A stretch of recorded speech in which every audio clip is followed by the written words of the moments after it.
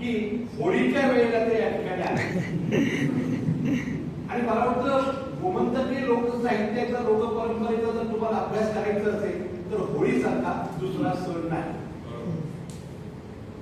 तर होळी हा इथला लोक उत्सवाचा सगळ्यात महत्वाचा आहे. खरं तर तुम्ही 1-2 दिवसात ते व्यवस्थित होळी बोलणार तर 7-8 दिवसात ते आलं पाहिजे. तर प्रत्येककडचे जे वेगळ्या प्रकारचे शिल्पोत्सव आहेत, आता प्रत्येककडे प्रत्येक शहरामध्ये महत्वाची शहर आहेत त्या ठिकाणी सगळीकडे काय म्हणतात उत्सव सगळे साजरे होतील. सरकारी पातळीवर हा शिल्पोत्सव सगळीकडे साजरा केला जातो. त्या ठिकाणी मग ते रोटांगण असतील, ते तरंग असतील, ते चित्ररथ असतील, असं खूप मोठी परंपरा या सगळीकडे आहे. त्या वेळेला या ठिकाणी आलेला आहात.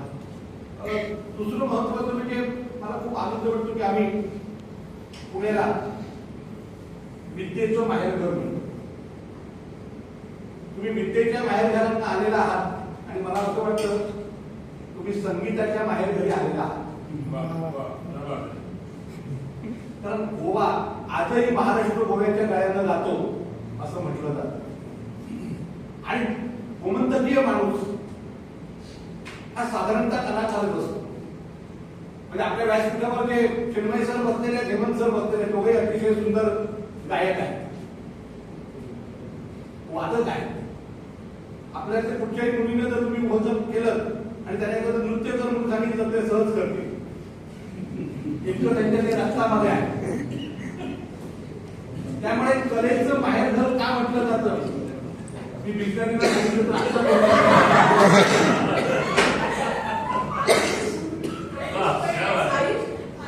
आयुष्य आपला इंटरनॅशनल डान्सर आहे. आमची सगळेच तिथे लोक कलाकार आहेत. आणि त्यामुळे एका अर्थात तुम्ही म्हणाल याला काही अपवाद नाहीत का, तर माझ्यासारखा एखादा अपवाद आहे. पण आपल्याला माहिती आहे जेव्हा आपण तांदूळ असतात एखादा खडा त्याच्यामध्ये असतो, तर तसा या तांदळातला एखादा खडा म्हणजे मी आहे. त्याला विद्येतलंही फार मोठं काही कळत नाही आणि संगीतातलंही काही कळत नाही. मी असं म्हणू शकतो माझा विद्येशी काही संबंध नाही, संगीताशीही काही संबंध नाही, माझा संबंध नाही. मी स्वागत करतो. खरी कल्पना खरं तर मला उल्लेख केला पाहिजे. मला ते 15-20 किंवा महिन्याभरापूर्वी तुमचे 3-4 विद्यार्थी माझ्याकडे आलेले होते. ते बघा की ते आलेले होते आणि मला आश्चर्य वाटलं. एकदा मला येऊन भेटून गेल्यानंतरही ते परत येत आहेत. हे खूप महत्वाचं आहे. या ठिकाणी तुम्ही हा जो विभाग आहे हा विभागही खूप महत्वाचा आहे. अनेक अत्यंत मान्यवर असे प्राध्यापक या विभागाला लाभलेले होते. त्यांचं समीक्षेमध्ये खूप नाव आहे. उपाध्याय सर या ठिकाणी शिकवत होते. ते म्हणजे जेव्हा स्थापन झालं त्यावेळेचे पहिले जे एचओडी आहेत ते होते. त्याच्यानंतर सोमनाथ कुमार सरांचं नाव आपल्याला सगळ्यांना माहिती आहे. डॉक्टर प्रल्हाद पडेल हे त्याच्या अगोदर मोठे जे समीक्षक आहेत ते या ठिकाणी होते. डॉक्टर सुमन अरकोडकर या ठिकाणी शिकवत होते. मला वाटते खूप मोठी समृद्ध आपले सदरे सर या ठिकाणी होते. एकूण मराठी समीक्षेमध्ये त्यांचं फार महत्वाचं नाव घेतलं जातं. ही सगळी मंडळी आता पुढे युनिव्हर्सिटी खूप जुनी आहे, परंतु आपली जरी 77-78 पासूनची असतील तर त्याला एक समृद्ध परंपरा या ठिकाणी आहे. आणि मला आनंद वाटतो की ही जी समृद्ध परंपरा आहे ती पुढे नेणारे इतरही प्राध्यापक वर्ग आज या ठिकाणी आहेत. म्हणजे मी अभिमानाने सांगू शकतो की याच्या पुढच्या काळामध्ये लोकसाहित्याचा जर कोणाला अभ्यास करायचा असेल तर त्यांनी हेमंत सरांच्या या ठिकाणी येऊन ते अभ्यास करू शकतात. किंवा ते जयेश सर या ठिकाणी येते लोकसाहित्याचा खूप मोठा अभ्यास करतायत. नाटक किंवा अशा प्रकारचा जर अभ्यास करायचा असेल तर आमच्याकडे चिन्मय सर आहेत, विनय सर आहेत. कारण विनय सरांनी आपल्याकडे इतिहासाच्या संदर्भामध्ये म्हणजे संभाजी महाराजांचा जो शिलालेख आहे त्याच्यावर सर्वात प्रथम लेख लिहून की संभाजी राजाने स्वतःचा उल्लेख हिंदू राजा असा केला होता की त्याने सगळ्यांच्या समोर आणलं. अनेक अशा प्रकारचे या ठिकाणचे संशोधक आहेत. आमची पूर्व आताच पीएचडी झालेली आहे आणि तिनं एकूण गोमंतकीय ज्या कथा आहेत त्याच्यामध्ये त्याची पीएचडी झालेली आहे. त्यामुळे खूप मोठी समृद्ध परंपरा आहे आमच्याकडे. आणि मुळात गोव्याला मराठीची एक खूप मोठी परंपरा आहे. 1530 मध्ये कृष्णदास रामाने या ठिकाणी श्रीकृष्ण चरित्र कथा लिहिली होती आणि मराठीतलं पहिलं श्रीकृष्णाचं चरित्र आहे त्यांनी पुढे लिहिलेलं होतं. इतकी जुनी परंपरा या भूमीला या मराठी भाषेची आहे. संत साहित्याची मोठी परंपरा या ठिकाणी आहे. सूर्यमनाथ आपटे यांचं नाव आपल्याला सगळ्यांना माहिती आहे.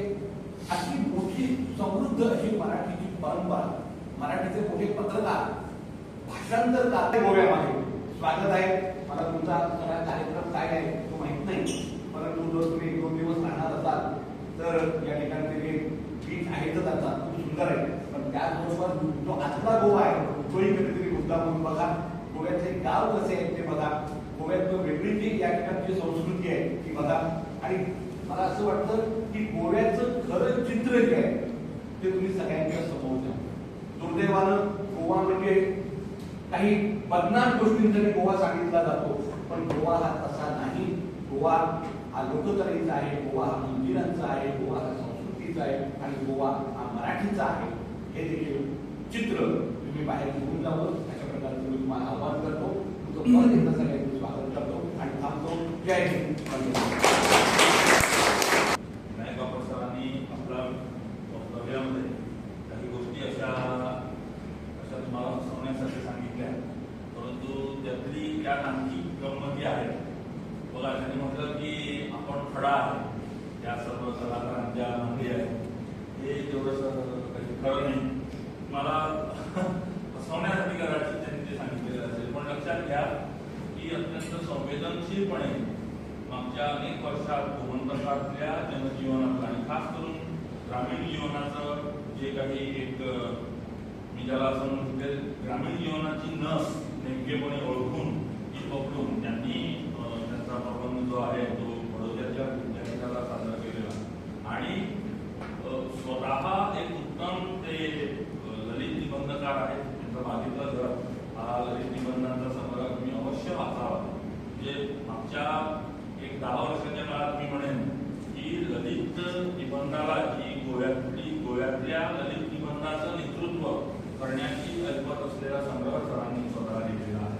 त्याचबरोबर मला तरी असं वाटतं की जुनी आणि नवीन या गोमंतकीय कवितेला दुवा ठरू शकतो अशा पद्धतीचं कविता लेखन ते करत आहेत. आता तो संग्रह कधी येईल त्याची आम्ही आतुरतेनं वाट पाहत आहोत, ही गोष्ट वेगळी आहे.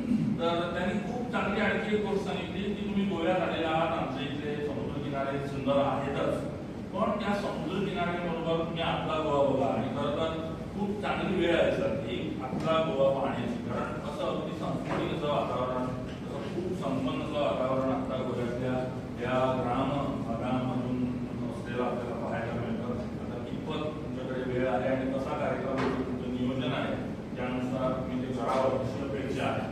तर एक समृद्ध विद्यापीठ, त्या समृद्ध विद्यापीठातला एक सुसंपन्न अशी अध्ययन शाखा आणि मी यावेळी विनंती करतो डॉक्टर चिन्मय मधु वैसास सर यांना.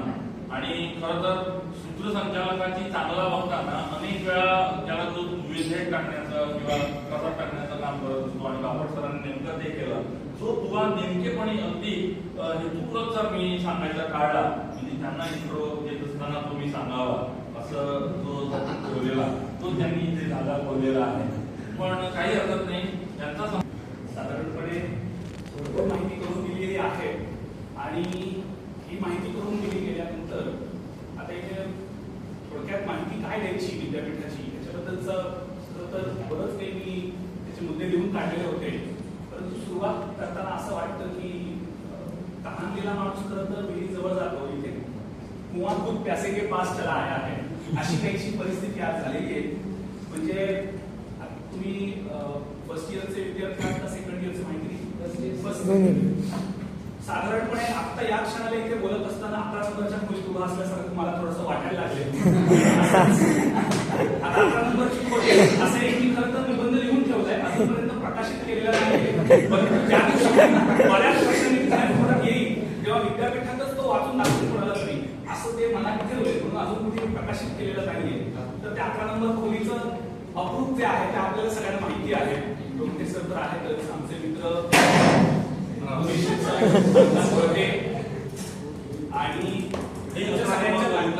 11 नंबर. हे हे 11 11 आणि 11 नंबर नाही.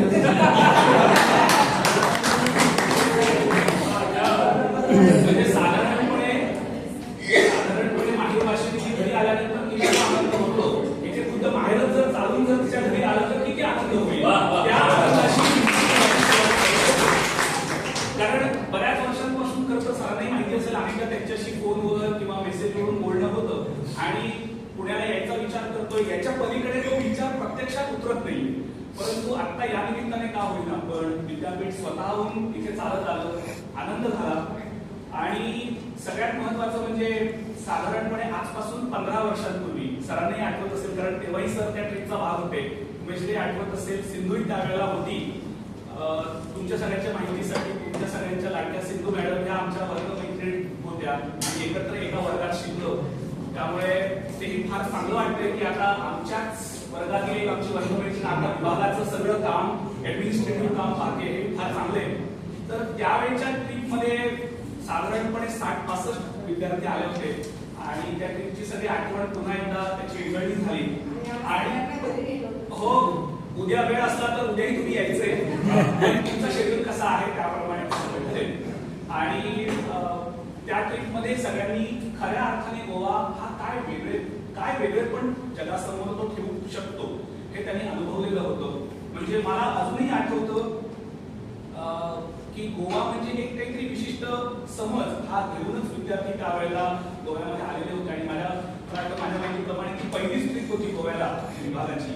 तर त्यावेळेला विद्यार्थ्यांनी गोव्यामध्ये 4 दिवस राहून जो काही गोवा पाहिला, गोव्याचा निसर्ग म्हणा, गोव्यातलं लोकजीवन असेल, गोव्याची संस्कृती असेल, खानपान असेल, वेगवेगळ्या प्रकारच्या कला असतील, हे जे पाहिलं म्हणजे अनेक जण तर त्याचा भागच होते. तर त्या ट्रिपचाच तसा एक अनुभव हा याही वेळेला तुम्हाला येईल असं निश्चितपणे मी म्हणू शकेन. आणि नेमकं आपण काय शिकलो हे जर का अनुभवायचं असेल किंवा तुम्हाला जर जाणून घ्यायचं असेल, आजही 15 वर्ष गेली 6500 फोटो त्या ट्रिपचे अजूनही माझ्याकडे आहेत.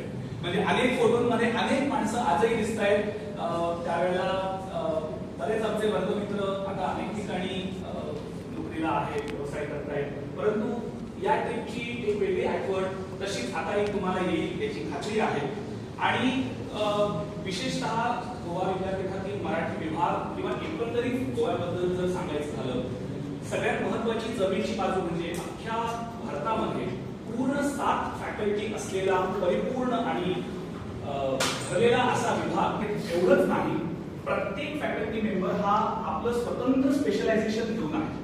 म्हणजे कुणी कवितेतला एक्सपर्ट असेल तर कुणी कादंबरीमध्ये एक्सपर्ट आहे, कोणाची कथा ही जमेची बाजू असेल तर कुणी नाटकामध्ये आहे, कुणी भाषा विज्ञानात असेल तर कुणी इतिहासामध्ये असेल. असं प्रत्येकाचं काहीतरी वेगळेपण आहे. त्यामुळे आमच्याकडे येणाऱ्या विद्यार्थ्यांना जे म्हणून शिकायचं असेल, मराठी भाषा, इतिहास, साहित्य यातलं काही शिकायचं असेल तर माझ्यासाठी इथे कोणी स्पेशलिस्ट व्यक्ती नाहीये असा प्रश्न आमच्या विद्यार्थ्यांसमोर निर्माण होत नाही. तर हे त्याचे एक वैशिष्ट्य आहे. आणि प्रत्येकाचं स्वतंत्र स्पेशलायझेशन असण्याबरोबरच प्रत्येकाचं ललित म्हणा, सर्जनशील लेखन आणि संशोधन हेही प्रचंड प्रमाणात म्हणजे गेल्या एका वर्षामध्ये मराठी विभागाने जवळजवळ 30-35 रिसर्च पेपर्स आपले झालेले आहेत. एवढे गेल्या 1-2 वर्षांमध्ये म्हणजे प्रत्येकाचे साधारणपणे एकेका सेमिस्टरमध्ये 1-2 पेपर तरी येतच असतात. त्यामुळे सगळ्यांचं हे काम भरपूर चांगल्या पद्धतीने चाललेलं आहे. तर असा हा आमचा मराठी विभाग आहे. गोव्यामध्ये तुम्ही आलेलेच आहात तर निश्चितपणे मला खात्री आहे तुम्ही बीच, चर्चेस, मंदिरं हे तर पाहणारच आहात. परंतु त्याचबरोबर अशी काही ठिकाणं आहेत जी निश्चितपणे तुम्ही पाहावी. म्हणजे दूधसागरचा धबधबा असेल किंवा हरवळ्याचा धबधबा असेल, तांबडी सुर्लाचं मंदिर असेल, अशी अनेक ठिकाणं खरं तर आहेत. म्हणजे मंगेशी, मारदोळ ही देवळं तर तुम्ही बघालच निश्चितपणे. परंतु त्याचबरोबर जमून तर हेही थोडंसं बघून या. म्हणजे गोव्यातली कुळागर पहा, मग आमच्याकडचे कार्यांसारखे किंवा रामायणसारखे कवी कुळागराबद्दल काय म्हणतात तेही तुम्हाला कळेल. आणि खरा गोवा काय आहे हा या ट्रिपच्या निमित्ताने तुम्हाला पाहता यावा अशी एक इच्छा व्यक्त करतो. आणि पुन्हा एकदा तुमचं सगळ्यांचं गोवंत भूमीमध्ये स्वागत. धन्यवाद. लोकसाहित्यावर राष्ट्रीय चर्चासत्र आयोजित केलेलं आणि त्याच्या बीज भाषणासाठी आम्ही रोमटे सरांना बोलवलेलं आणि त्या निमित्तानं त्यांना घरी घेऊन गेलेलो. तर आम्ही असे असे असे असे मध्ये रोखते सर आणि आम्ही असे बसून त्यांना नुसतं ऐकत होतो आणि असं खूप म्हणजे त्यांना ऐकत राहावं अशी त्यांच्याकडे मागणी आहे. ते रोखते सर आमचे आलेले आहेत. त्यांना यावेळेस मी विनंती करतो की यावेळी त्यांनी मार्गदर्शन म्हणण्यापेक्षा त्यांचं मनोगत आमच्याकडे हितगुज करावं त्यांना विनंती करतो.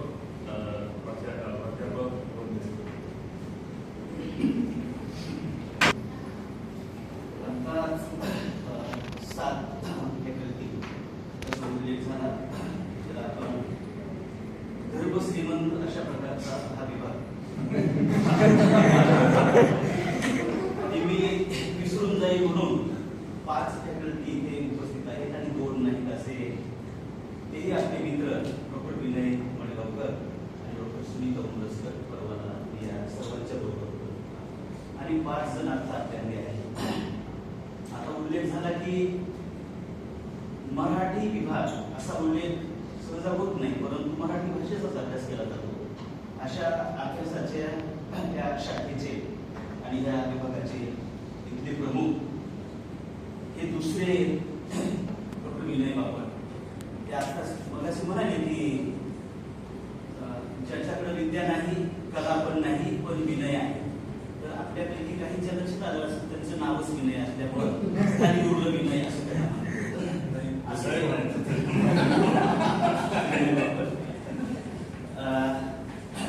डॉक्टर चिन्मय देसास जे आपल्या विभागाचे माजी विद्यार्थी आहेत आणि या विभागामध्ये काम करतात. ते आमचे मित्र डॉक्टर हेमंत आहे. या ठिकाणी उपस्थित असलेले डॉक्टर जयेश गावकर आणि डॉक्टर पूर्वा तर आपण या तीनही मान्यवरांनी आपल्याला या विभागाविषयी आणि संपूर्ण पुण्याविषयी जी माहिती दिली. मला असं वाटलं आणि आम्ही एकमेकांच्या तोंडाकडे बघत होतो तर डॉक्टर चिन्मय देसास आता आम्हाला म्हणजे फुकटचेच गाईड मिळालेले आहे. आम्ही त्यांना आणि त्या निमित्तानं या आधीच्या ज्या काही बऱ्याच सुरुवातीच्या सहली आल्या त्यांनी सांगितल्या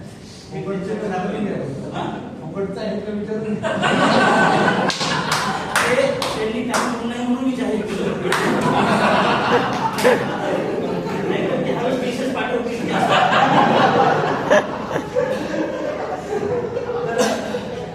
अत्यंत हेल्दी अशा प्रकारचं वातावरण मी बघत आलो आणि सरांनी उल्लेख होते. दरम्यानच्या काळात मी बऱ्याचदा आलो पण बापट सरांची भेट व्हायची नाही, ते कुठे लपायचे काय करायचे.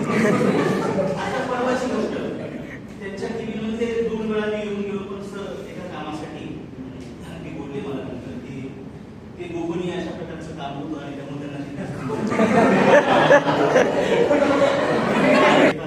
सर कोणत्याही वेळेमध्ये या आणि खरंच वेळ चुकली. मी त्यांना सांगितले की कितीतरी उशीर झाला आपल्याला, पण तरी देखील आपलं फार भरभरून असं स्वागत केलं. आणि एक महत्वाची गोष्ट अशी की डॉक्टर चिन्मय देसास देखील नेहमी बोलायचा तर ते अशा प्रकारच्या काही ठिकाणांना तेव्हा आम्हाला घेऊन गेले होते. त्याचं फार वेगळं आकर्षण आहे. त्यातील बरीच नक्की ठिकाणं आपण बघू. आणि डॉक्टर हेमंत यामध्ये बऱ्याचदा बोलले की सर लोकसाहित्याच्या आणि बापट सरांनी आता त्याचा उल्लेख केला की बाबा इथे काय अभ्यास करण्यासाठी ज्या गोष्टी आहेत तुम्ही आला पाहिजे. तर मी यांच्याशी बोललो होतो पण आता बापट सर सापडलेले आहेत, आपल्याला त्यांना सोडून जायला लागले. मी असं म्हणत होतो की ह्या विभागाशी ह्या विद्यापीठाशी आपण सामंजस्य करार करू. तर सावित्रीबाई फुले पुणे विद्यापीठाच्या मराठी विभागातील काही सिलेक्टिव्ह सगळे येणार नाहीत ज्यांना कुणाला खरंच आवड आहे असे बोलणार नाही कारण इकडचे कावळे जरा आधी आणि आपल्याला माहित आहे की तो ऐकण्याच्या परिस्थितीमध्ये असतो ते आमचं सगळ्यांचं झालेलं आहे. तेव्हा आपण सर्वांनी आमचं भरभरून स्वागत केलं. त्याबद्दल मी आमच्या विभागाच्या वतीनं या ठिकाणी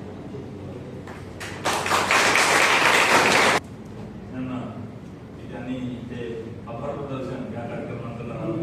म्हणजे असं म्हणायला हरकत नाही MOUच्या पहिला कार्यक्रम अनऑफिशियल झालेला आहे.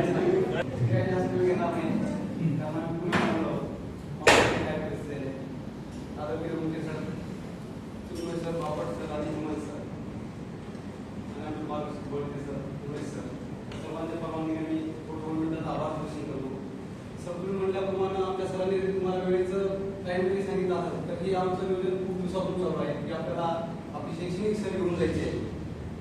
देण्याची एक निवडण्यासाठी आमची खूप दिवस गेली. वा. पण शेवटी आज व्यवहार म्हणा किंवा आम्हाला आतापर्यंत माहित होतं की दक्षिण महाराष्ट्रात आमचा कोकण विभाग आहे, त्या कोकण विभागाचा होळीचा सण मोठ्या प्रमाणात साजरा केला जातो असं माहित होतं. पण इथं जसं आल्यानंतर तेव्हा इथे समजलं की इथं पण हा सण निश्चितच चांगल्या पद्धतीने साजरा केला जातो. आणि योगायोग म्हणा की आम्ही नेमकंच होळी आणि रंगनिबंधन हे दोन्ही दिवस आम्ही गोव्यातच काढणार आहोत. त्यामुळं आणि ते ती संस्कृती आम्हाला निश्चित बघायला मिळेल. आणि याच्या पुढे म्हणून सांगायचं म्हणलं तर सरांनी व्यक्त केल्याप्रमाणे बापट सरांनी व्यक्त केल्याप्रमाणे तरुण पिढीच्या समोर गोवा म्हणल्याच्या नंतर एक वेगळं चित्र उभं लागतं, जे की आम्ही प्रवासात येताना त्याच्यावर चर्चाच करत आहोत. पण विद्यापीठामध्ये प्रवेश केल्याच्या नंतर जेव्हा आम्ही गाडीत उतरलो तेव्हा आमच्या मन वेगळं हॉलमध्ये आलो तेव्हा आमच्या मनातून ते सगळं निघून गेलं. आणि तिथे समजलं की संस्कृती पण काय असते, जशी महाराष्ट्र आणि गोवा त्याच्यात जसं जॉईन मध्ये मराठी विभाग, मराठी ठिकाणी भाषा, मराठी हा विभाग सर्वत्र सारखाच आहे. बाकी जरी गोष्टी वेगवेगळ्या प्रमाणात असतील तर तोच बेस धरून आम्ही आपली संस्कृती, आपला होळीचा सण आणि बीच सोडून देखील या गोव्यामध्ये काय वेगळं आहे याचं निश्चितच पाहणी करून त्याची अंमलबजावणी करून त्याच्यात काय वेगळं आहे त्या विषयाची गोवा करत आहे किंवा आमच्या महाराष्ट्राला किंवा विविधतेच्या माध्यमातून आम्ही स्वागत करू. एवढं करून आपले आभार मानतो. आपण म्हणजे चांगले स्वागत केले.